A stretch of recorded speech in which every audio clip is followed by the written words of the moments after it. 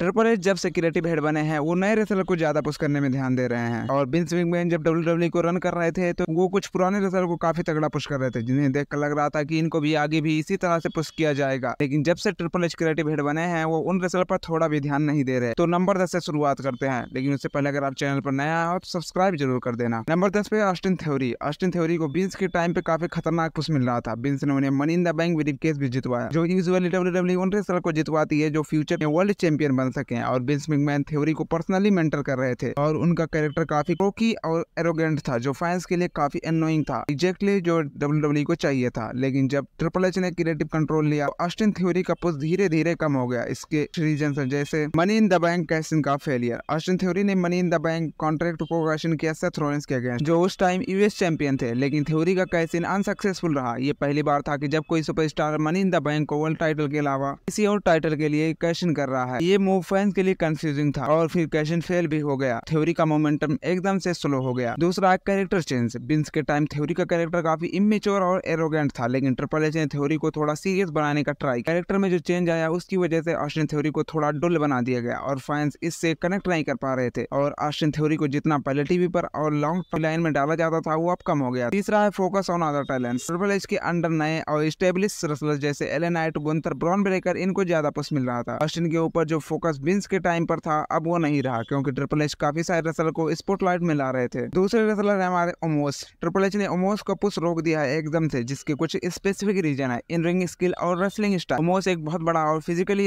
Imposing wrestler है, जो Vince McMahon के एरा में एक ह्यूज एसेस्ट माना जाता था। विंस को जायंट रेसलर काफी पसंद थे और ओमोस उन्हीं में से एक थे। लेकिन ट्रिपल एच का फोकस ज्यादा इन रिंग स्किल और मैच क्वालिटी पे है। इसमें ओमोस थोड़ा लिमिटेड लगते हैं। ओमोस का wrestling style traditional big man style है, जो मॉडर्न फैंस के साथ उतना कनेक्ट नहीं करता जितना एजाइल और टेक्निकली साउंड रेसलर करते हैं। दूसरा है कैरेक्टर डेवलपमेंट का लैक। ओमोस का कैरेक्टर अब तक WWE में काफी वन डायमेंशनल रहा है, बस एक अनस्टॉपेबल जायंट। ट्रिपल एच का फोकस कैरेक्टर डेवलपमेंट और डेप्थ पे ज्यादा है, लेकिन ओमोस के कैरेक्टर में अब तक कोई सिग्निफिकेंट ग्रोथ नहीं दिखाई दी है। शायद ट्रिपल एच ओमोस को एक ऐसे रोल में नहीं देखते जो लॉन्ग टर्म स्टोरीज या फ्यूड्स में इफेक्टिव हो सके। नंबर तीसरा, क्राउड रिएक्शन और कनेक्शन। ओमोस की रेसलिंग स्टाइल को उतना पसंद नहीं करते और ओमोस ना ही प्रोमोस सही से डिलीवर कर सकते हैं और ना ही रेसलिंग, जिसकी वजह से क्राउड की तरफ से काफी कम रिएक्शन उनको मिलता है। तीसरे रेसलर हमारे बेकी लिंच। बेकी लिंच का पुश WWE में ट्रिपल एच के आने के बाद थोड़ा डिफरेंट रहा है। विंस उन्हें काफी डोमिनेंस रेसलर मानते थे और अभी बेकी लिंच WWE में WWE से ब्रेक भी ले चुकी हैं। आइए समझते हैं कि बेकी लिंच को ट्रिपल एच के अंडर किस तरह से ट्रीट किया गया। पहला है बिग टाइम बैक्स गिमिक से shift. Vince McMahon front role में थे तब बेकी लिंच का big time Becks gimmick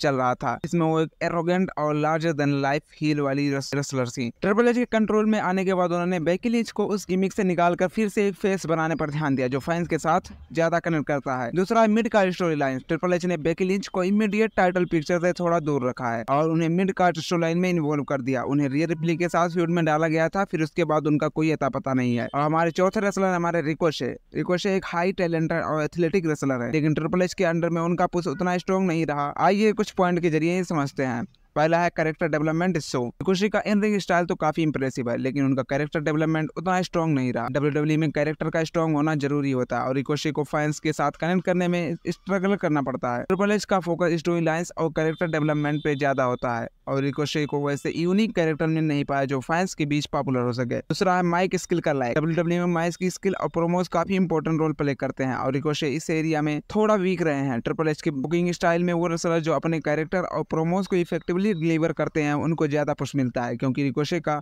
mic skill उतना स्ट्रॉन्ग नहीं था, जिसकी वजह से उनको पुश नहीं दिया गया उतना और वो अब AEW में जा चुके हैं। और हमारे पांचवें रेसलर हैं बॉबी लेस्ली। बॉबी लेस्ली एक टाइम पर WWE के टॉप स्टार में से एक थे और विंस मैकमैन के अंडर उन्हें काफी स्ट्रॉन्ग पुश मिल रहा था। लेस्ली को WWE चैंपियन बनाया गया। उनकी बुकिंग हमेशा डोमिनेंट रही थी, स्पेशली उनका ऑलमाइटी गिमिक काफी सक्सेसफुल रहा। लेकिन जब ट्रिपल एच ने क्रिएटिव कंट्रोल संभाला तो तब से लेस्ली को इग्नोर किया जाने लगा और अभी के टाइम पर उन्हें कंपनी से भी निकाल दिया गया है।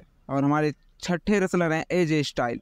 AJ स्टाइल की भी यही सेम हालत है। ट्रिपल एच का फोकस नए और यंगर टैलेंट को पुश करने पर ज्यादा होता है। वो फ्यूचर स्टार्स को एस्टेब्लिश कर रहे हैं और एजे स्टाइल तकरीबन 45 साल के हो चुके हैं और उन्हें फ्यूचर के लिए मेन इवेंट रेसलर के रूप में नहीं देखा जा रहा। एजे स्टाइल इंजर्ड भी हो चुके हैं, जिसकी वजह से वो स्टोरी लाइन में फिट नहीं बैठ रहे हैं। नंबर 7 पे है हमारे बियांका ब्लेयर। बियांका ब्लेयर अभी के टाइम पर जेड कारगिल के साथ टैग टीम चैंपियन है, लेकिन ट्रिपल एच को चाहिए कि उनको सिंगल्स रन को पहले की तरह डोमिनेंट दिखाया जाए। फिर कुछ टाइम तक एक टैग टीम में ही काम करेंगे, लेकिन जब इनका ब्रेकअप हो तो ट्रिपल एच प्लीज कोई खतरनाक स्टोरी लाइन बिल्डअप करना जिसे देखकर मजा आ जाए। और हमारे 8वें रेसलर है केविन ओवेंस। 2023 के शुरुआत में केविन ओवेंस को सैमी ज़ैन के साथ टैग टीम में इन्वॉल्व किया गया था और उन्हें रेसलमेनिया 39 पर द उसोस के साथ अनडिस्प्यूटेड टैग टीम चैंपियनशिप जीती थी। ये उनके लिए एक बड़ा मोमेंट था, लेकिन उसके बाद उनका मोमेंटम थोड़ा स्लो हो गया। केविन ओवेंस को सिंगल्स स्टार के रूम में पुश करने की बजाय उन्हें सैमी ज़ैन के साथ टैग टीम में ज्यादा दिखाया गया। ये टैग टीम इनिशियली सक्सेसफुल थी, लेकिन इवेंचुअली ओवेंस और सैमी ज़ैन का टैग टीम रन उतना इम्पैक्टफुल नहीं रहा जितना एक्सपेक्ट किया गया था। और अभी केविन ओवेंस की स्टोरी बैक स्टेज कुछ अच्छी चल रही है, जो आने वाले टाइम में बेस्ट हो सकती है, जो कि कोरिडोर के साथ अभी चल रही है। लेकिन देखते हैं कि आगे की स्टोरी लाइन क्या होती है। और हमारे 9वें रेसलर हैं John Cena. John Cena 90s के हीरो रह चुके हैं और विंस को ये काफी पसंद थे और अभी फैंस उन्हें देखने के लिए बेकरार रहते हैं, लेकिन वो पार्ट टाइमर है, जिसकी वजह से वो कभी साल में 1-2 बार रिटर्न करते हैं और WWE किसी नए टैलेंट से उनको हरवा देती है। लेकिन 2025 में हमको जॉन सीना का पुराना रूप देखने को मिलेगा, नेवर गिव अप वाला, जिसमें हमको काफी खतरनाक मैचेस देखने को मिल सकते हैं जॉन सीना की तरफ से। और हमारे 10वें रेसलर है ब्रॉक लेसनर। विंस मैकमैन ने ब्रॉक लेसनर को काफी इंपॉर्टेंस दी, जिसकी वजह से वो कांड भी हो गया। आपको पता ही होगा, मजाक से हटके विंस ने ब्रॉक लेसनर को सब कुछ दिया जो ब्रॉक लेसनर चाहते थे, लेकिन ट्रिपल एच उन्हें घंटा इससे फर्क नहीं पड़ता कि कौन क्या है और कौन क्या करने वाला है। वो तो अपने नए टैलेंट को ही पुश करने में लगे रहेंगे।